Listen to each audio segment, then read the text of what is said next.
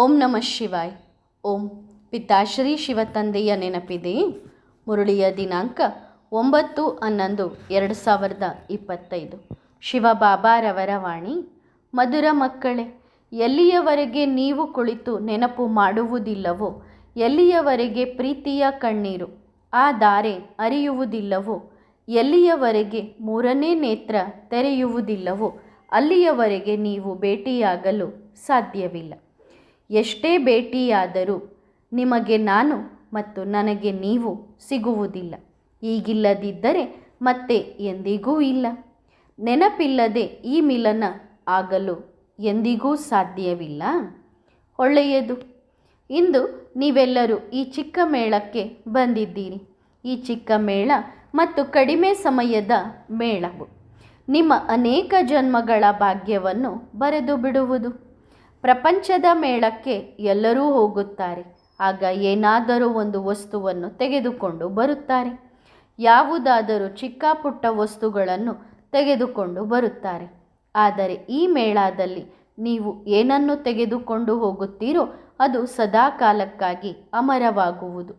ನೀವು ಇಲ್ಲಿಂದ ಯಾವ ಪ್ರಾಪ್ತಿಯನ್ನು ತೆಗೆದುಕೊಂಡು ಹೋಗುತ್ತೀರೋ, ಯಾವ ಜ್ಞಾನವನ್ನು ತೆಗೆದುಕೊಂಡು ಹೋಗುತ್ತೀರೋ, ಆ ಜ್ಞಾನವು ಆತ್ಮದಲ್ಲಿ ಸದಾ ಕಾಲಕ್ಕಾಗಿ ಸ್ಥಿರವಾಗುತ್ತದೆ. ನಾವು ಯಾವಾಗೆಲ್ಲ ಈ ಮೇಳದಲ್ಲಿ ಭೇಟಿಯಾಗುತ್ತೇವೆಯೋ ಆಗೆಲ್ಲ ಆತ್ಮದ ಕಲ್ಯಾಣವಾಗುತ್ತದೆ ಎಂದು ಸದಾ ಆಲೋಚಿಸಬೇಕು.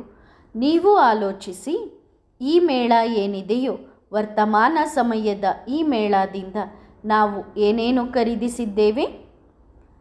ಖರೀದಿಸಿದ್ದೇವೆ ಎಂದಾದರೂ ಚೆಕಿಂಗ್ ಮಾಡಿಕೊಂಡಿದ್ದೀರಾ? ಎಂದಾದರೂ ಯೋಚಿಸಿದ್ದೀರಾ? ಇಲ್ಲಿಂದ ನಾವು ಏನನ್ನು ತೆಗೆದುಕೊಂಡು ಹೋಗುತ್ತೇವೆ ಎಂದು? ಅಥವಾ ಈ ಮೇಳಕ್ಕೆ ಖಾಲಿ ಕೈಯಲ್ಲಿ ಬರುತ್ತೀರಿ ಮತ್ತು ಖಾಲಿ ಕೈಯಲ್ಲಿ ಹೋಗುತ್ತೀರಿ ಎಂದು ಹೀಗಿದೆಯೇ? ಅಥವಾ ಏನಾದರೂ ತೆಗೆದುಕೊಂಡು ಹೋಗುತ್ತೀರಾ? ಹೇಗೆ ಪ್ರತಿದಿನ ಭಕ್ತಿ ಮಾರ್ಗದಲ್ಲಿ ಮಂದಿರಕ್ಕೆ ಹೋಗುತ್ತೀರಿ, ಏನಾದರೂ ತೆಗೆದುಕೊಂಡು ಹೋಗುತ್ತೀರಿ ಮತ್ತು ಭಗವಂತನೇ ನಮ್ಮ ಈ ಮನೋಕಾಮನೆಯನ್ನು ಪೂರ್ಣಗೊಳಿಸು ಎಂದು ಏನಾದರೂ ಕೇಳಿ ಬರುತ್ತೀರಿ, ತೆಗೆದುಕೊಂಡು ಹೋಗುತ್ತೀರಿ. ತೆಗೆದುಕೊಂಡು ಹೋಗುವುದು ಸ್ವಲ್ಪ ಪ್ರಸಾದವನ್ನು ತೆಗೆದುಕೊಂಡು ಹೋಗುತ್ತೀರಿ.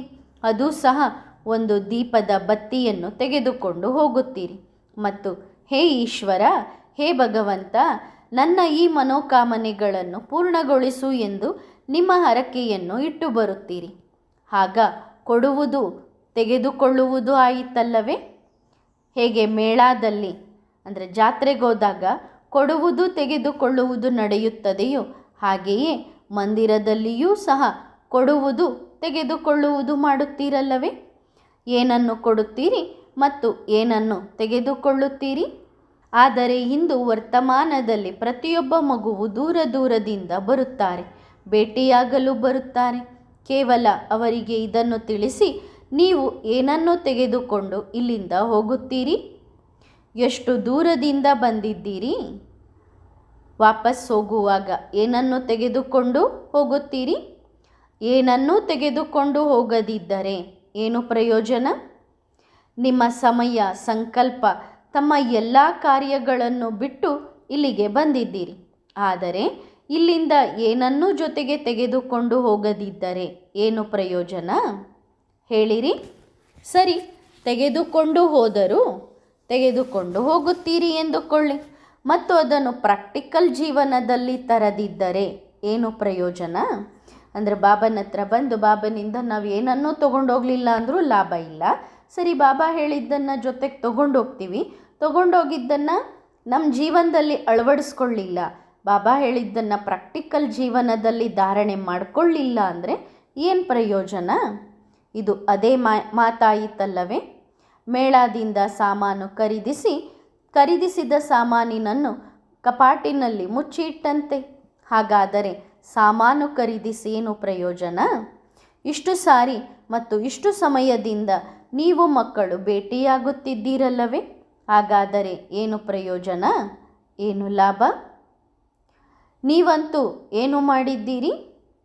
ಎಂದಾದರೂ ಕುಳಿತು ನೆನಪು ಮಾಡಿದ್ದೀರಾ? ಎಂದಾದರೂ ನಿಮಗೆ ನೀವು ಅಂದರೆ ತಮಗೆ ತಾವು ಸಮಯ ಕೊಟ್ಟಿದ್ದೀರಾ? ಮಿಲನ ಎಂದರೆ ಇದಲ್ಲ. ಸುಮ್ಮನೆ ಬಂದಿರಿ, 4 ಕಡೆ ಓಡಾಡಿಕೊಂಡು ಇದ್ದು ಸೇವೆ ಮಾಡಿದಿರಿ, ಪಾಂಪ್ಲೆಂಟ್ಸ್ಗಳನ್ನು ಹಂಚಿ ಮತ್ತೆ ಬಾಬನ ಮಿಲನ ಮಾಡಿ ವಾಪಸ್ ಹೊರಟು ಹೋದಿರಿ. ಏನು ಮಾಡಿದಿರಿ? ನಿಮ್ಮ ಸೇವೆ ಹೇಗಾಯಿತು? ನೆನಪಿಲ್ಲದೆ ಸೇವೆಯ ಫಲ ಎಲ್ಲಿಂದ ಸಿಗುತ್ತದೆ? ನೆನಪೇ ಇಲ್ಲ ಸೇವೆಯನ್ನು ಮಾಡುತ್ತೀರಿ. ಆಗ ಸೇವೆಯ ವೃಕ್ಷವಂತೂ ದೊಡ್ಡದಾಗುವುದು, ಆದರೆ ಅದರಲ್ಲಿ ಫಲ ಸಿಗುವುದಿಲ್ಲ. ಅಂದರೆ ಎಷ್ಟು ಸೇವೆ ಮಾಡ್ತೀವಿ, ನಾವು ಬಾಬನ ನೆನಪೇ ಮಾಡಲಿಲ್ಲ ಅಂದರೆ ಸೇವೆಯ ವೃಕ್ಷ ದೊಡ್ಡದಾಯಿತು.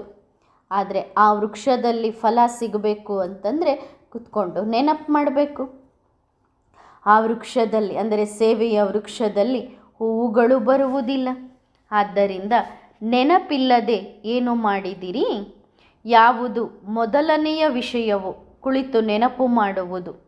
ನೆನಪು ಎಂದು ಏಕೆ ಹೇಳುತ್ತಾರೆ? ತಪಸ್ಸು ಎಂಬ ಶಬ್ದ ಎಲ್ಲರಿಗೂ ಬಹಳ ಕಷ್ಟವೆನಿಸುತ್ತದಲ್ಲವೇ?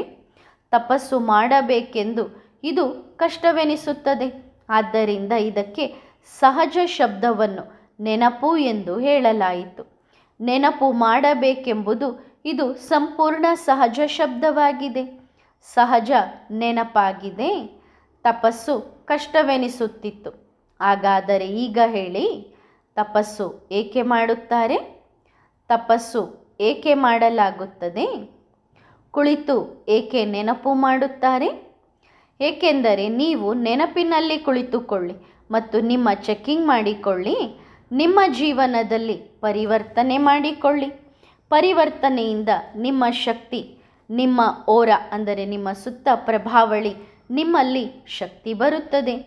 ಯಾವ ಶಕ್ತಿಯ ಆಧಾರದಿಂದ ಅನೇಕ ಆತ್ಮರು ಆಕರ್ಷಿತರಾಗಿ ಬರುತ್ತಾರೋ, ಅನೇಕ ಆತ್ಮರು ನಿಮ್ಮನ್ನು ನೋಡುವುದರಿಂದ ಓಡೋಡಿ ಬರುತ್ತಾರೆ. ಸೇವೆ ಅದ್ಭುತವಾಗಿದೆ, ಆದರೆ ನೆನಪಿಲ್ಲದೆ ಫಲ ಸಿಗುವುದಿಲ್ಲ. ಸೇವೆ ಒಳ್ಳೆಯದು, ಆದರೆ ತಪವಿಲ್ಲದೆ, ತಪಸ್ಸು ಇಲ್ಲದೆ ಹೂವು ಅರಳುವುದಿಲ್ಲ. ಎಷ್ಟೇ ಭೇಟಿಯಾದರೂ ನಿಮಗೆ ನಾನು ಮತ್ತು ನನಗೆ ನೀವು ಸಿಗುವುದಿಲ್ಲ. ಈಗಿಲ್ಲದಿದ್ದರೆ ಮತ್ತೆ ಎಂದಿಗೂ ಇಲ್ಲ. ನೆನಪಿಲ್ಲದೆ ಈ ಮಿಲನ ಎಂದಿಗೂ ಆಗಲು ಸಾಧ್ಯವಿಲ್ಲ. ನೀವು ಭೇಟಿಯಾಗಲು ಸಾಧ್ಯವಾಗುವುದಿಲ್ಲ. ಹೇಳುತ್ತಾರಲ್ಲವೇ, ಯಾರಾದರೂ ನಿಮ್ಮನ್ನು ಕೇಳುತ್ತಾರೆ, ಎಲ್ಲಿಗೆ ಹೋಗುತ್ತಿದ್ದೀರಿ? ಆಗ ನೀವು ಅವರಿಗೆ ಹೇಳುತ್ತೀರಿ, ಬಾಬಾರವರನ್ನು ಭೇಟಿಯಾಗಲು ಹೋಗುತ್ತಿದ್ದೇವೆ ಎಂದು. ಈಗ ನಿಮ್ಮನ್ನೇ ನೀವು ಕೇಳಿಕೊಳ್ಳಿರಿ, ನೀವು ಭೇಟಿಯಾಗಲು ಬರುತ್ತೀರಾ? ನೀವು ಭೇಟಿಯಾಗಿದ್ದೀರಾ? ಭೇಟಿಯಾಗಿಲ್ಲ, ಮಿಲನ ಮಾಡಿಲ್ಲ. ಸ್ಥೂಲದಲ್ಲಿ ನೋಡಿದಿರಿ, ನಾವು ಮಾತನಾಡಿದೆವು, ನೀವು ಕೇಳಿಸಿಕೊಂಡಿರಿ. ಬಾಬಾ ಮಾತಾಡಿದರು, ಮಕ್ಕಳು ಕೂತ್ಕೊಂಡು ಕೇಳಿಸ್ಕೊಂಡ್ವಿ. ಬಾಬಾ ಹೇಳಿದ್ದನ್ನು ನೀವು ಮಕ್ಕಳು ಒಪ್ಕೊಂಡ್ರಿ. ಇದು ಭೇಟಿಯಾಗುವುದಾಗುತ್ತದೆಯೇ? ಇದನ್ನು ನಾವು ಮಿಲನ ಎಂದು ಕರೆಯುವುದಿಲ್ಲ. ಎಲ್ಲಿಯವರೆಗೆ ನೀವು ಕುಳಿತು ನೆನಪು ಮಾಡುವುದಿಲ್ಲವೋ, ಎಲ್ಲಿಯವರೆಗೆ ಪ್ರೀತಿಯ ಕಣ್ಣೀರು ಆ ಧಾರೆ ಹರಿಯುವುದಿಲ್ಲವೋ, ಎಲ್ಲಿಯವರೆಗೆ 3ನೇ ನೇತ್ರ ತೆರೆಯುವುದಿಲ್ಲವೋ, ಅಲ್ಲಿಯವರೆಗೆ ನೀವು ಭೇಟಿಯಾಗಲು ಸಾಧ್ಯವಿಲ್ಲ. ಮತ್ತು ಭೇಟಿಯಾಗುವುದು ಅವಶ್ಯಕವಾಗಿದೆ. ಭೇಟಿಯಾದರೆ ಆ ಪ್ರಾಪ್ತಿಯಾಗುವುದು, ಅದನ್ನು ನೀವು ಎಂದಿಗೂ ಯೋಚಿಸಿರುವುದಿಲ್ಲ. ಭೇಟಿಯಾದರೆ ಮಾತ್ರ ಜೋಳಿಗೆ ತುಂಬುವುದು, ಭೇಟಿಯಾದರೆ ಮಾತ್ರ ಕಲ್ಯಾಣವಾಗುವುದು. ನಿಮ್ಮದೂ ಸಹ ಮತ್ತು ನಿಮ್ಮ ಭಕ್ತರದ್ದೂ ಸಹ, ಎಲ್ಲರದ್ದು.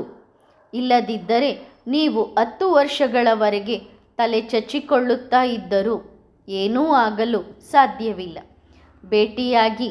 ಭೇಟಿಯಾಗಿ ಕುಳಿತುಕೊಳ್ಳಿ. ನಿಮ್ಮ ಬುದ್ಧಿಯ ಬೀಗ ತಾನಾಗಿಯೇ ತೆರೆಯಬಹುದು. ಮಿಲ್ನ ಮಾಡಿದ್ವಿ, ಓದ್ವಿ, ಮಿಲ್ನ ಮಾಡಿದ್ವಿ, ಸುಮ್ಮನೆ ಕೂತ್ಕೊಂಡ್ವಿ. ಈ ರೀತಿ ಮಾಡ್ತಾ ಇದ್ದರೆ ನಿಮ್ಮ ಬುದ್ಧಿ ಬೀಗ ತಾನಾಗಿಯೇ ತೆರೆಯಬಹುದು.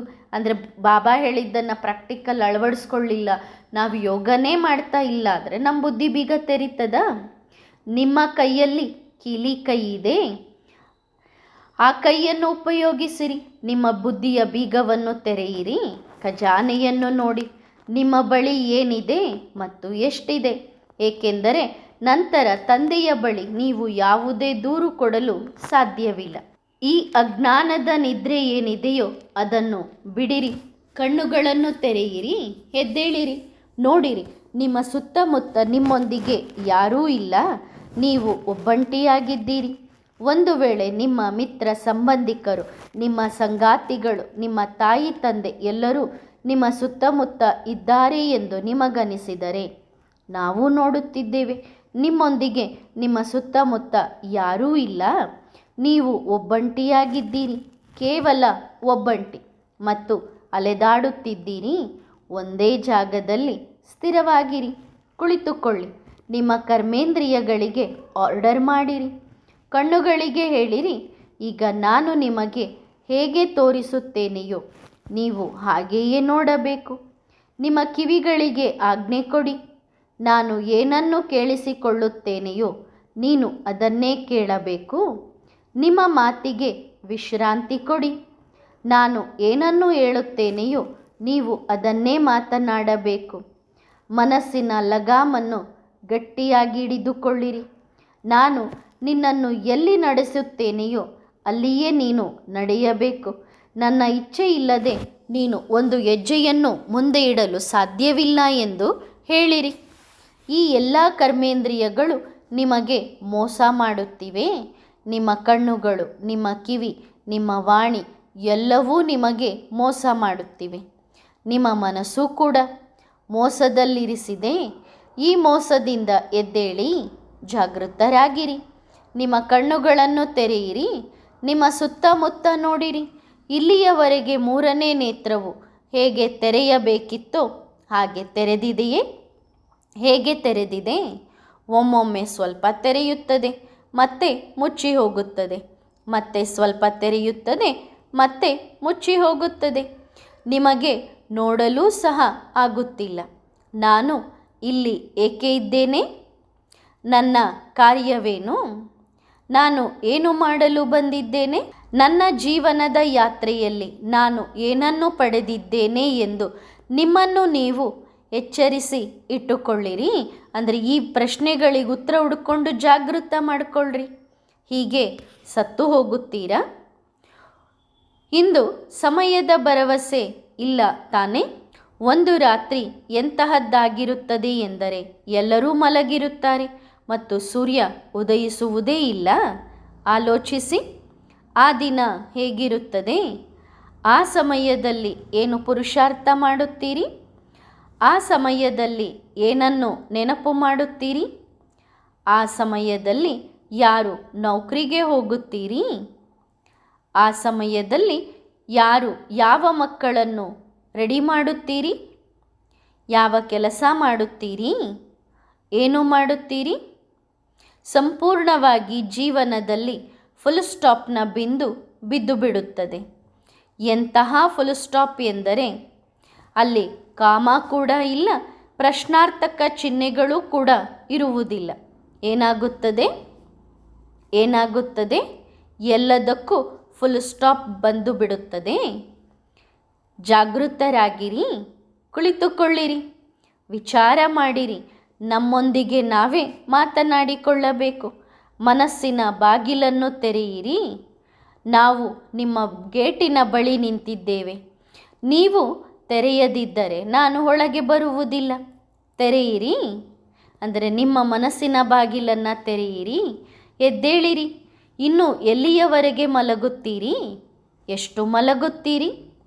ಇದು ಎಂತಹ ಮಾತಾಯಿತೆಂದರೆ, ರೈತನು ಕಷ್ಟಪಟ್ಟು ಹಣ್ಣನ್ನು ಬೆಳೆಯನ್ನು ಬೆಳೆದನು ಮತ್ತು ಕಟಾವು ಮಾಡುವ ಸಮಯ ಬಂದಾಗ ನಿದ್ದೆಯಲ್ಲಿ ಮಲಗಿದನು ಮತ್ತು ಎಲ್ಲ ಬೆಳೆಯನ್ನು ಹಕ್ಕಿ ತಿಂದಿತು.